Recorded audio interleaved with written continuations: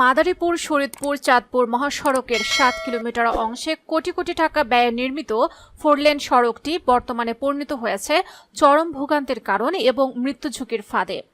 খানাখন্দে ভরা এই সড়কটি সামান্য বৃষ্টিতেই অচল হয়ে পড়ছে, আর এতে প্রতিনিয়ত বাড়ছে দুর্ঘটনার আশঙ্কা। ক্ষুব্ধ যাত্রী চালক ও পথচারীরা বলছেন, এ যেন চলাচলের জন্য নয়, মৃত্যুর জন্যই তৈরি একটি পথ। জানা গেছে ২০১৮ সালে মোস্তফাপুর থেকে ডিসি ব্রিজ পর্যন্ত ৭ কিলোমিটার সড়ক ২ লেন থেকে ৪ লেনে উন্নীত করা হয়। প্রকল্পের ব্যয় ধরা হয় ৭৭ কোটি ৩৩ লাখ টাকা, কিন্তু নির্মাণের কয়েক বছরের মধ্যে সড়কে দেখা দেয় বিশাল বিশাল গর্ত।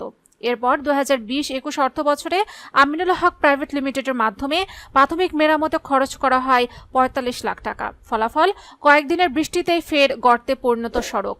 ২০২১-২২ অর্থ বছরে ঢাকার বনানীর OTBL ও হাসান টেকনো বিল্ডার্স লিমিটেড দুইটি প্রতিষ্ঠানকে দিয়ে মেরামতের কাজ করানো হয়, খরচ হয় ৪ কোটি ৫০ লাখ টাকা। এরপরও একই অবস্থা, বৃষ্টির পর রাস্তা যেন মরণ ফাঁদ।